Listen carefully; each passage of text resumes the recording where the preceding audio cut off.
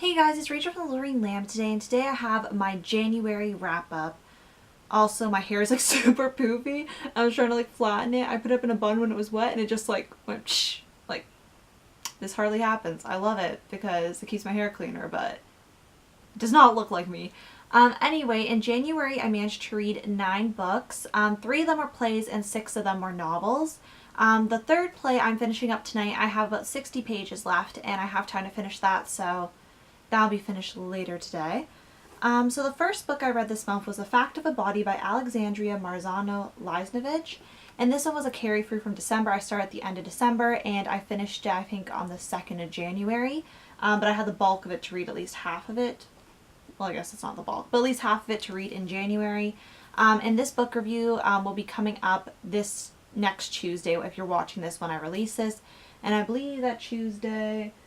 don't know because my calendar is still January, so what day is even next Tuesday? I think the 6th of February? 5th? 5th of February? Maybe 6th? Whatever. Anyway, the next book I read was a reread, and it was Bridget Jones' Diary by Helen Fielding. And I read this years ago, and I didn't really appreciate it as much as I did this time rereading it. I think just because I read it when I was in grade 10 versus reading it now where I was very naive, so like I didn't know a lot of things. So like now that I know a lot of things, well, not a lot of things, but like, I know stuff.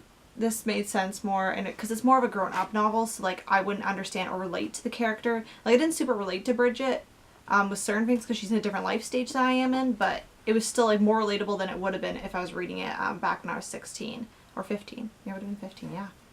And then I read that Bridget Jones and the Edge of Reason by Helen Fielding, the sequel. I never read this before and I really enjoyed it.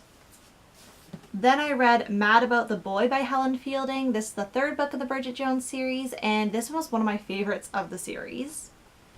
And then I read the 4th and final book in the Bridget Jones series. Well, there hasn't been anyone, like I don't know if there's going to be any more, but could be the 4th and last one, which is Bridget Jones' Baby by Helen Fielding.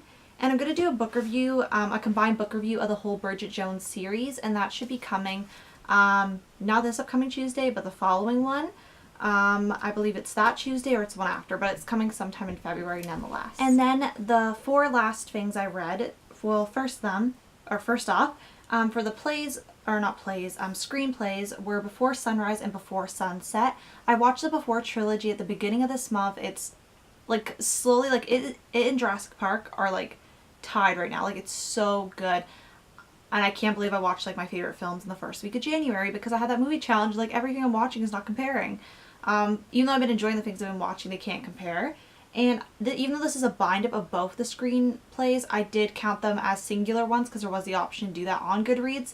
And they are 2 separate things in bind-up. And usually with bind-ups, I do count them as many properties as there is. A lot, like bind-ups, not like short stories. So if there's 2 combined, I usually split it up.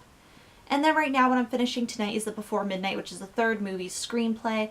I'm about 30% through the screenplay, so I just had to finish off the last bit.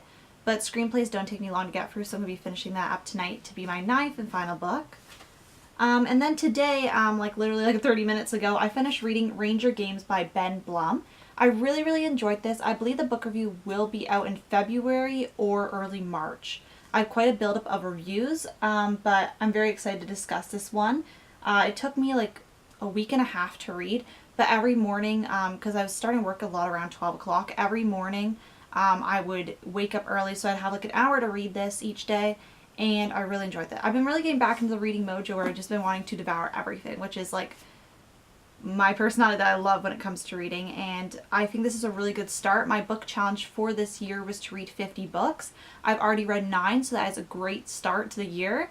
And my goal in February, because I do have some shorter books, I kind of want to see if I can get by the end of March to be, or the mid-March, by the end of March to be 20%, or have 20 books read for my challenge.